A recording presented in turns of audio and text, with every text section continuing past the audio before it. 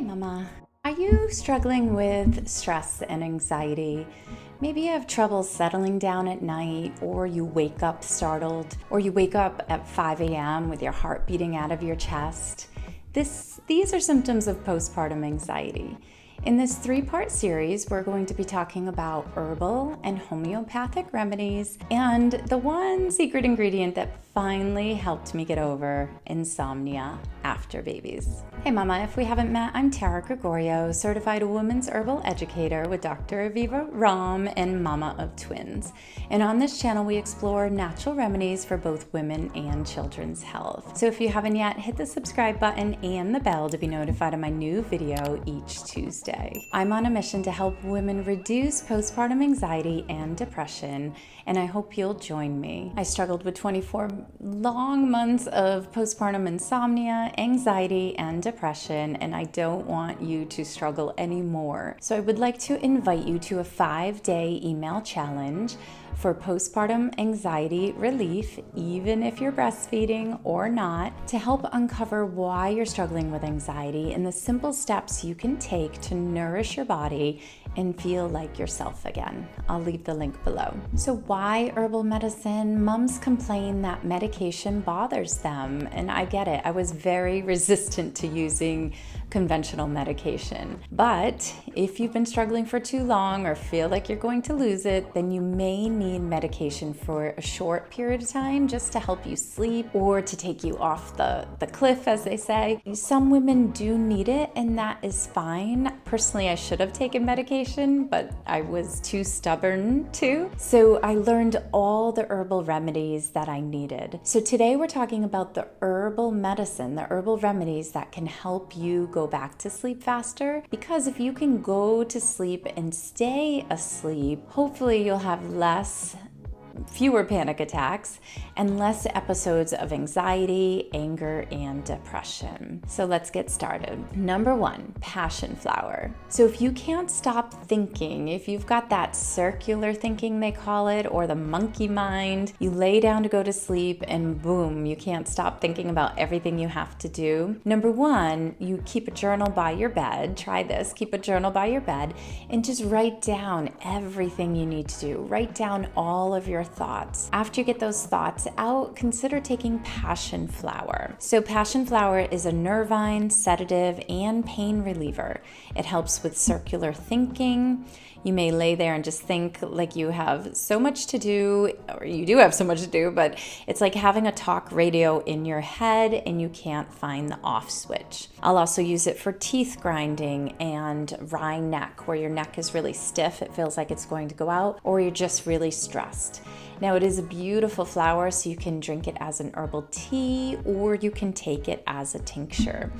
I have a blog post that goes along with this video, so I'll leave the link below so you can see all the dosing and the suggestions that I'm making. Passion flower is considered a level 1, level 2, so if you are still breastfeeding, it is safe to take while breastfeeding. Number 2, my favorite motherwort, Leonaris cardiaca.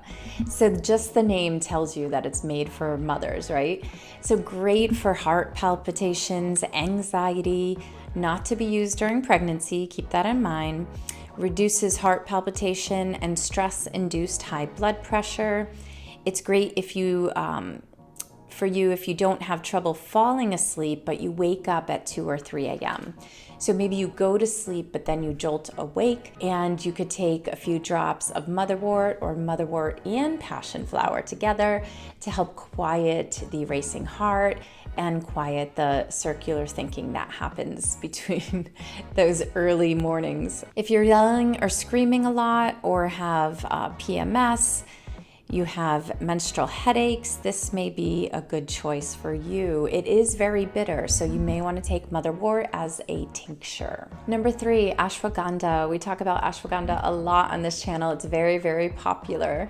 Withania somnifera. So it is a beautiful botanical to help, it's a calming adaptogen, so you can take it during the day or night.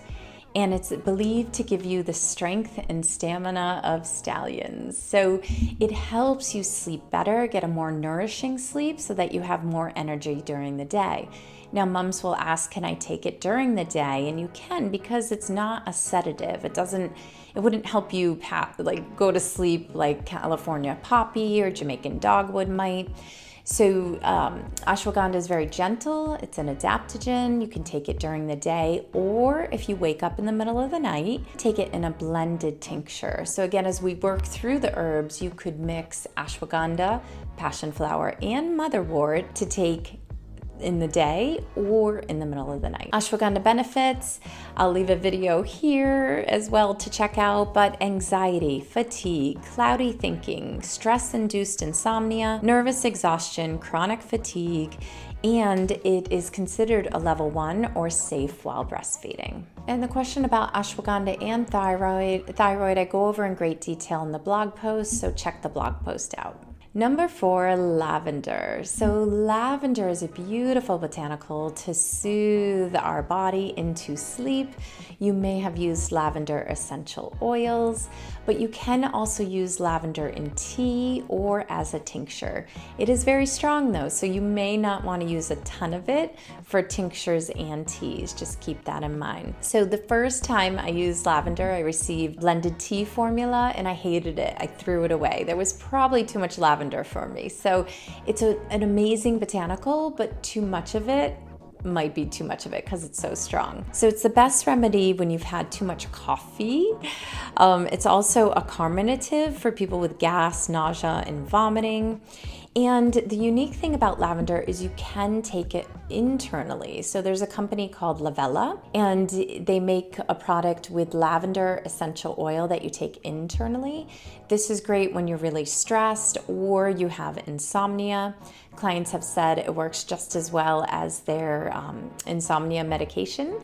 So that's something to keep in mind. It's considered a level 1 or safe while breastfeeding, but any essential oil is estrogenic. So if you have estrogen-driven breast cancer in your family, just keep that in mind when using essential oils internally. So you could use a little bit of lavender as a tincture in a blended tincture, or add it to your herbal teas, and that would be a beautiful way to lull your body to sleep. And number 5, skullcap. Skullcap, great if you're stressed, nervous, agitated, have muscle spasms, nervous tics, or tight, painful muscles.